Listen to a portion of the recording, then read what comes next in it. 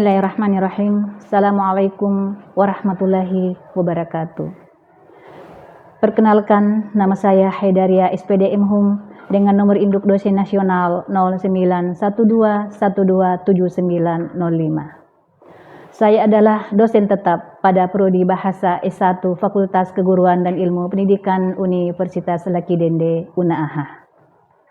Saya bergabung di Universitas Laki Dende sejak tahun pelajaran 2019 dan sampai saat ini saya sebagai dosen aktif. Background pendidikan saya adalah sarjana S1 pada Fakultas Keguruan dan Ilmu Pendidikan Bahasa dan Sastra Indonesia. Kemudian melanjutkan studi S2 saya Magister Humaniora di Universitas Padjadjaran Bandung dengan konsentrasi atau pemusatan studi Ilmu Linguistik Umum. Spesialisasi saya adalah dosen mengajar mata kuliah Bahasa dan Sastra Indonesia. Dan pada hari ini saya akan menjelaskan proses pembelajaran pada salah satu mata kuliah yang saya ampu, yaitu psikolinguistik, dengan menggunakan metode DIA, Delivery Interaction Assessment. Motivasi saya menjadi dosen adalah karena sesuai dengan hadis, sebaik-baik manusia adalah yang paling bermanfaat bagi orang lain. Dengan menjadi dosen, semoga saya dapat memberikan kebermanfaatan bagi orang banyak. Tugas seorang dosen bukan hanya mengajar, melainkan harus pula melakukan tridharma perguruan tinggi, di antaranya yaitu pengajaran, penelitian, dan pengabdian. Sebagai dosen, semoga penelitian yang saya lakukan dapat memberikan pengetahuan bagi penutur bahasa yang baik dan benar. Mata kuliah ini dimaksudkan untuk memberikan pemahaman atau pengetahuan serta mengembangkan keterampilan tentang berkomunikasi, menggunakan bahasa yang baik dan benar, dan kompetensi lisan mahasiswa dalam konteks sosial dan interkultural.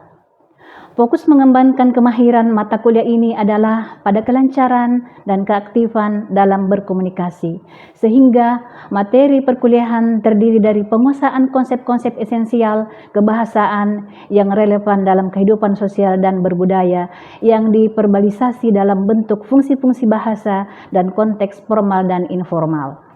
Selanjutnya, di mata kuliah ini, mahasiswa akan diberikan konsep atau teori yang berkesesuaian dengan rancangan pembelajaran yang sesuai dengan struktur dan fungsi kebahasaan yang mengacu pada komunikasi yang berdasar pada kehidupan sosial dan berbudaya. Selanjutnya, mata kuliah ini, mahasiswa akan diberikan konsep atau teori yang berkesesuaian dengan rancangan pembelajaran yang sesuai dengan struktur dan fungsi kebahasaan yang mengacu pada komunikasi yang berdasar pada kehidupan sosial dan budaya. Pada mata kuliah ini, mahasiswa dibekali dengan konsep-konsep kebahasaan yang terstruktur secara teoritis, yang mengandung unsur kebahasaan seperti pelafalan kalimat yang bermuara pada penggunaan ekspresi yang digunakan dalam kalimat percakapan sehari-hari, seperti bagaimana mahasiswa menganalisis kalimat, penggunaan kosakata, penggunaan kalimat bahasa yang berdasar pada etika berbahasa, bersosial dan berbudaya. Mahasiswa akan diajarkan untuk bereksplorasi, berelaborasi dalam kegiatan mengonstruksi pengetahuan yang berupa konsep prinsip dan menerapkan dalam pemecahan masalah yang berkaitan dengan teori dalam kajian psikolinguistik. Pada kesempatan ini, saya akan menjabarkan salah satu mata kuliah yang saya ampu, yaitu mata kuliah psikolinguistik. Mata kuliah ini dilaksanakan pada semester genap pada tahun pelajaran 2024-2025 dengan kode IND 6435. Mata kuliah psikolinguistik ini diajarkan pada program studi Bahasa S1 Fakultas Keguruan dan Ilmu Pendidikan Universitas Laki Dende semester 4 dengan bobot 3 SKS. Berikut adalah outline materi psikolinguistik. Yang pertama, deskripsi mata kuliah. Yang kedua, capaian. Yang ketiga, materi pembelajaran. 4. Sistem pembelajaran. Yang kelima, metode pembelajaran. 6. Interaksi dosen dan mahasiswa. Dan yang ketujuh, penilaian. Adapun deskripsi mata kuliah psikolinguistik adalah 1. Psikolinguistik adalah suatu teori linguistik yang berdasarkan bahasa yang dianggap sistem elemen yang saling berhubungan erat. 2. Psikolinguistik adalah suatu teori pembelajaran menurut behaviorisme yang berdasar pada bahasa yang dianggap sebagai sistem tabiat. Dan yang ketiga, Psikolinguistik adalah suatu teori informasi yang menganggap bahasa sebagai alat untuk menyampaikan suatu benda. Yang kedua adalah capaian. Mahasiswa diharapkan mampu memahami bahwa bahasa menjadi objek kajian linguistik harus dibedakan dari berbahasa. Kegiatan manusia dalam memproduksi dan meresepsi bahasa yang dimulai dari enkode semantik dalam otak pembicara dan berujung pada dekode semantik dalam otak pendengar. Karena bahasa adalah objek kajian linguistik, maka kegiatan berbahasa merupakan objek kajian psikolinguistik, yakni bidang ilmu antardisiplin antara psikologi dan linguistik.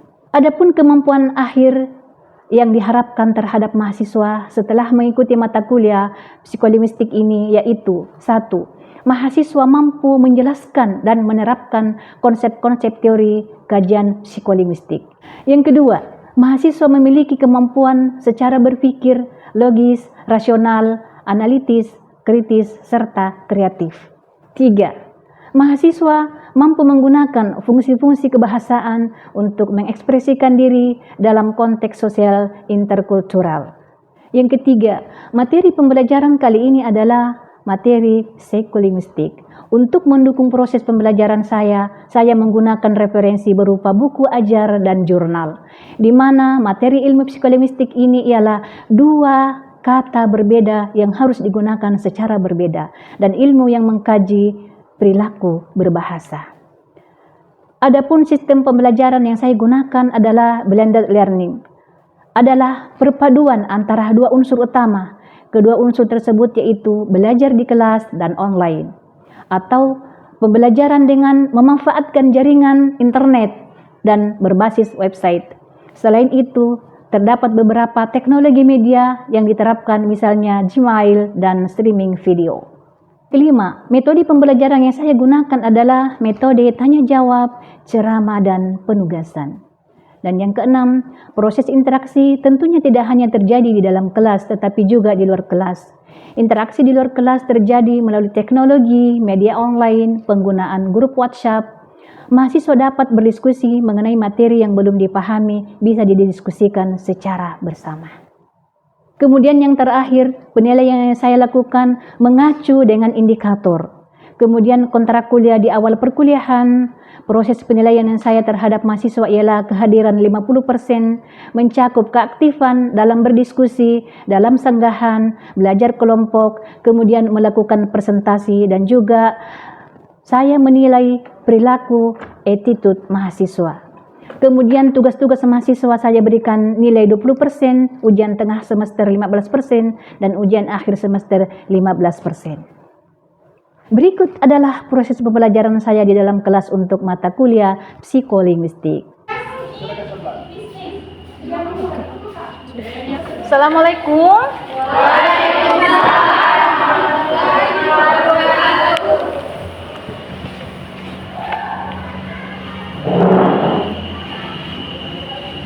Bagaimana kabar semuanya di pagi hari ini?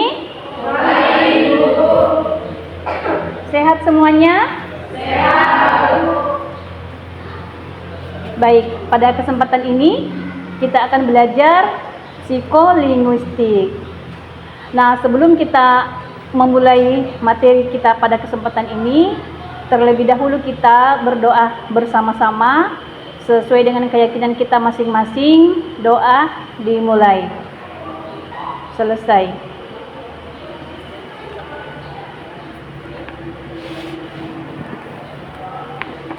Di absen ya. Hikmah Nur Adinda, Astika Wulan, Ahmad, Aisyah, Dian Puspita.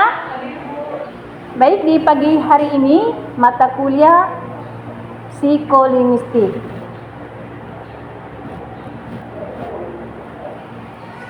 Nah, pada kesempatan ini atau pertemuan ketiga, kita akan membahas atau Ibu akan menjabarkan, dicatat ya, apa itu psikolinguistik. Yang kedua, bagaimana sejarah psikolinguistik, apa definisi psikolinguistik, dan objek kajian dari mata kuliah psikolinguistik.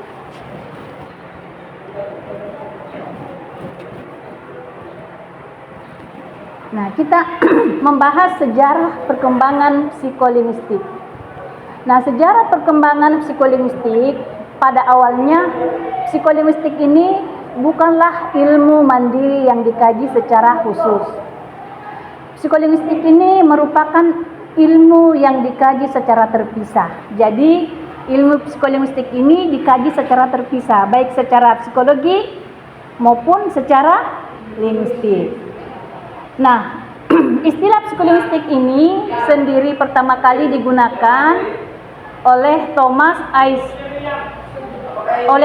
Isaac dan Charles E. Osgood pada tahun 1954. Nah, pada sebuah buku yang berjudul Psycholinguistics, A Survey of Theory and Research Problem, walaupun sebetulnya pengkajian ilmu linguistik ini telah dimulai sejak zaman Socrates dan Panini. Jadi, pengkajian psikolinguistik ini memang sudah dikaji sejak zaman Socrates dan Panini. Namun, nanti pada saat tahun 1954 baru ada istilah namanya psikolinguistik. Kemudian, dua aliran filsafat, yakni empirisme dan rasionalisme, turut berkontribusi di dalam perkembangan pemikiran para ilmuwan. Jadi, aliran empirisme dan rasionalisme turut berkontribusi di dalam perkembangan pemikiran ilmu yang di dua ranah tadi. Yang mana dua ranah itu adalah psikologi dan linguistik. Sampai sini bisa dipaham? Sudah paham sampai di sini? Oke, kita lanjut ya. Nah, psikolinguistik.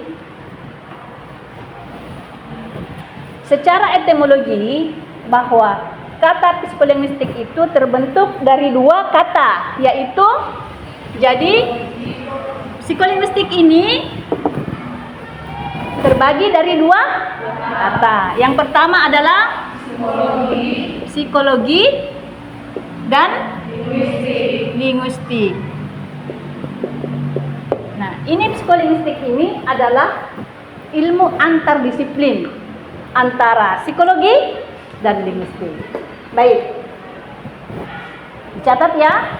Jadi psikologi antara ilmu antardisiplin antara psikologi dan linguistik. Baik, yakni dua bidang ilmu yang berbeda. Jadi antara psikologi dan linguistik adalah ilmu yang berbeda, yang masing-masing berdiri sendiri. Jadi psikologi berdiri sendiri, linguistik berdiri sendiri dengan prosedur dan metode yang berbeda. Jadi metode psikologi berbeda, linguistik juga berbeda. Metode masing-masing berbeda ya, masing-masing metode yang berlainan. Namun keduanya, psikologi dan linguistik itu sama-sama mengkaji, sama-sama meneliti bahasa sebagai objek formalnya. Dipaham sampai di sini? Jadi psikologi berdiri sendiri, linguistik berdiri sendiri. Cuma metodenya yang berbeda. Cuma masing-masing membahas atau mengkaji bahasa. Oke, sampai sini dipaham ya? Hanya objek materinya yang berbeda. Linguistik mengkaji struktur bahasa, sedangkan psikologi mengkaji perilaku bahasa atau proses berbahasa. Ya. Nah, yang mana itu linguistik yang mengkaji struktur bahasa? Struktur bahasa itu ada, yang pertama ada fonologi, morfologi, sintaksis dan semantik. Itulah yang secara struktur dibahas oleh psikologi. Oke, sampai di sini bisa dipaham? Oke, kita lanjut ya. Nah, psikolinguistik ini merupakan perpaduan antara dua ilmu. Jadi psikolinguistik itu perpaduan antara dua ilmu. Tadi sudah jelaskan bahwa psikolinguistik itu antar disiplin antara psikologi dan linguistik. Jadi dari namanya saja kita sudah tahu bahwa ada psikologi dan ada linguistik. Nah, hubungan psikologi dengan linguistik, ada yang paham hubungannya? Coba Irina. Apa hubungan psikologi dengan linguistik? Hubungan psikologi dengan linguistik yaitu sama-sama meneliti bagian objek formalnya. Sama-sama meneliti Bagian objek. kajian objeknya apa? Bahasa. Jadi psikologi dengan linguistik sama-sama Kaji bahasa. mengkaji bahasa. Sampai di sini bisa dipaham semuanya? Sebelah sini dipaham ya? Sudah dipaham? Oke, kita lanjut ya. Jadi diulang lagi kembali ya, bahwa psikolinguistik merupakan perpaduan antara dua ilmu. Oke, psikologi. Oke, psikologi secara etimologi berasal dari bahasa Yunani kuno, yaitu jadi psikologi berasal dari bahasa Yunani kuno, yaitu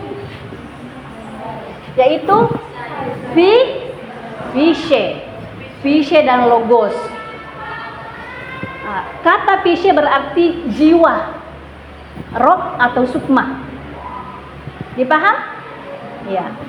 Dari kata physe.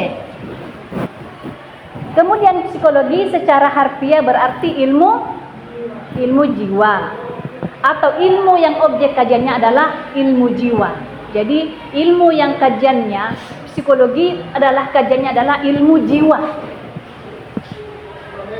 Nah, di dalam perkuliahannya Ferdinand de Saussure memperkenalkan 3 istilah penting. Yang pertama, siapa yang tahu? Pertama coba. Ada lang. Pertama ada. Yang kedua adalah language. Yang ketiga parol. Oke, ada yang memahami, ada yang bisa menjelaskan apa itu lang? Coba Irina, apa itu lang? Lang bermakna bahasa tertentu yang masih bersifat abstrak, sedangkan language bermakna bahasa bersifat umum. Parol bermakna tuturan secara konkret. Oke. Ada yang lain coba. Adrian, apa itu language? Language adalah suatu bahasa. Language itu merupakan suatu bahasa yang bermakna yang bersifat umum atau secara universal, secara luas. Parol, coba. Siska, apa itu parol? Parol merupakan bahasa tuturan secara konkret atau nyata. Oke, bisa dipaham semuanya ya.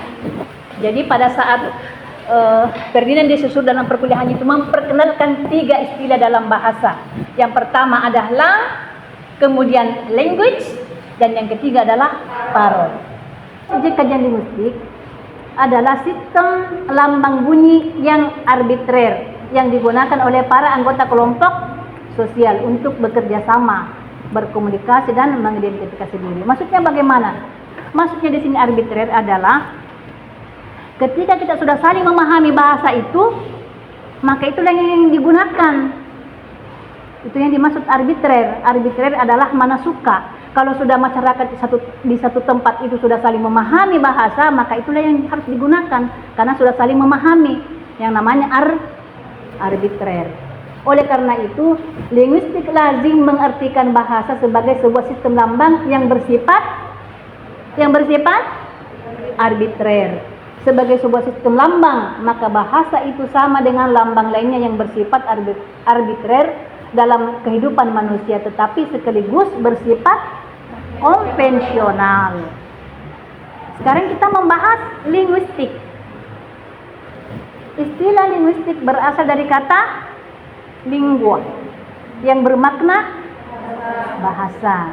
Dalam bahasa Latin, linguistik dibedakan menjadi 2 jenis, yakni linguistik umum dengan linguistik khusus. Ilmu linguistik mempunyai cabang ilmu yang dapat dibagi berdasarkan objek pembahasannya. Coba siapa yang tahu? Linguistik terbagi atas 4. Yang pertama fonologi.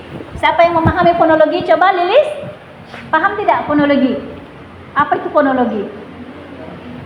Ada fonologi, ada morfologi, ada sintaksis, semantik dan fonologi, morfologi, sintaksis, semantik. Coba siapa yang bisa jelaskan di sini? Coba siapa? Apa itu fonologi? Oke, siapa namanya? Miftahul Lutfia. Miftahul Lutfia. Lutfia. Coba jelaskan apa itu fonologi? Fonologi adalah bidang linguistik umum yang membedakan suatu kata. Oke. Fungsi bunyinya. Ya, selanjutnya siapa yang morfologi? Siapa yang paham morfologi? Alvin. Morfologi adalah cabang menganalisis struktur, bentuk pembentukan, serta mengklarifikasi kata-kata. Coba diulang. Morfologi adalah cabang linguistik yang menganalisis struktur, bentuk pembentukan, serta klarifikasi kata-kata. Oke, selanjutnya sintaksis. Siapa namanya? Armita. Apa itu sintaksis? Sintaksis adalah ilmu tata kalimat yang menguraikan hubungan antar unsur bahasa untuk membentuk suatu kalimat. Oke. Good. Selanjutnya semantik. Apa itu semantik? Lilis. Semantik adalah cabang linguistik yang mempelajari makna bahasa. Cabang linguistik yang mempelajari makna bahasa. Jadi linguistik itu mempunyai cabang ilmu ada 4. 1. Fonologi, morfologi, sintaksis, semantik. Baik. Bahasa itu adalah milik manusia. Bahasa merupakan suatu wujud yang tidak dapat dipisahkan dari kehidupan manusia. Jadi ketika kita hidup di dunia ini kemudian tidak ada bahasa, maka kita tidak bisa berinteraksi dengan satu dengan yang lainnya. Oke. Oleh karena itu, jika ibu bertanya apa itu bahasa, siapa yang bisa paham? Siapa yang bisa jawab? Oke, angkat tangannya. Oke, Erina. Bahasa adalah sistem komunikasi yang digunakan untuk menyampaikan informasi dan ide berupa lisan maupun tulisan. Bahasa dikatakan sebagai alat komunikasi manusia karena memungkinkan kita untuk memberikan informasi kepada orang lain. Oke, coba yang lain. Apa itu bahasa? Bahasa dapat diartikan sebagai alat untuk mengekspresikan wajah, karena dalam kemampuan kita mengucapkan bahasa atau menyampaikan sebuah bahasa kan merupakan suara yang keluar dari tenggorokan mulut manusia. Jadi pada saat kita menyampaikan sebuah informasi, tanpa kita sadari, mimik muka kita pun ikut mengekspresikan sebuah informasi tersebut. Contoh satu, ketika kita membaca atau membacakan puisi, maka ketika puisi itu adalah kesedihan, maka Mimik muka kita pun ikut sedih. Oke, bisa dipaham. Ada yang lain? Bahasa itu apa? Bahasa itu satu lagi. Adrian, apa itu bahasa? Bahasa sebagai sistem informasi, artinya bahasa ini mempunyai kegunaan sebagai penggunaan fungsi bahasa ini sebagai untuk mengelola, untuk mendapatkan dan mencari informasi dari berbagai sosial media maupun lingkungan masyarakat. Contohnya seperti media sosial yang kini sampai saat ini kita gunakan untuk mencapai dan mencari informasi melalui sosial media itu. Melalui bahasa. Oke. Yang lainnya sudah dipaham semua ya? Ketika ditanya apa itu bahasa? Bahasa itu adalah untuk menyampaikan isi pikiran. Terkadang isi pikiran itu kita tuangkan melalui tulisan dan melalui lisan. Bahasa itu adalah alat berinteraksi antara satu dengan yang lainnya. Kemudian bahasa untuk mengekspresikan diri. Oke. Ada lagi yang mau bertanya sebelum Ibu simpulkan dari materi kita pada kesempatan ini? Ada yang mau bertanya lagi? Oke, Nadira silakan. Pertanyaannya Nadira. Dan bunyi itu lambang bangsa dan bahasa itu adalah lambang bunyi. Pertanyaan saya adalah, apakah bahasa burung itu dapat dikatakan sebagai bunyi bahasa? Bunyi itu adalah lambang bahasa. Nah, pertanyaannya Nadira, apakah bunyi burung itu adalah bahasa? Jadi bahasa itu adalah apa yang keluar dari rongga manusia. Nah, terkadang orang berpikir bahwa burung itu ketika dia berbicara kan kita memahami, ya kan? ketika dia berbicara burung itu kita pahami apakah itu adalah suatu bahasa. Jadi bahasa itu adalah apa yang keluar dari rongga mulut manusia. Ada yang lain yang mau bertanya? Ada yang lain mau bertanya? Kalau tidak ada lagi, Ibu simpulkannya bahwa materi kita pada kesempatan ini, materi psikolinguistik adalah ilmu yang mempelajari perilaku berbahasa. Baik perilaku yang tampak maupun perilaku yang tidak tampak. Resepsi, persepsi, pemerolehan bahasa dan pemroduksian bahasa serta proses yang terjadi di dalamnya. Contoh perilaku yang tampak adalah berbahasa adalah perilaku manusia ketika berbicara dan menulis atau ketika dia memproduksi bahasa. Sedangkan contoh perilaku yang tidak tampak adalah perilaku manusia yang ketika memahami, yang disimak atau yang dibaca sehingga menjadi suatu yang dimilikinya atau memproses suatu yang akan diucapkan atau ditulis ketika dia memahami bahasa. Nah, sekarang Ibu memberikan tugas ya, dikerjakan di rumah ya. Yang pertama, coba ditulis. Sebutkan cabang ilmu linguistik. Sebutkan cabang ilmu linguistik. Ada berapa? Dan jelaskan satu persatu. Yang kedua, sebutkan dan jelaskan. Ibu ulang. Sebutkan dan jelaskan 3 istilah dalam linguistik yang diperkenalkan oleh Ferdinand de Saussure. Yang ketiga, jelaskan secara singkat hubungan psikologi dan linguistik. Nah, baik, itulah materi kita pada pagi hari ini. Mudah-mudahan dapat bermanfaat dan bisa diaplikasikan dalam keseharian kalian. Sekian, akhirul kalam. Assalamualaikum warahmatullahi wabarakatuh. Demikian deskripsi terkait mata kuliah yang saya ajarkan dalam video proses pembelajaran yang saya lakukan. Semoga bermanfaat. Akhirul kalam. Assalamualaikum warahmatullahi wabarakatuh.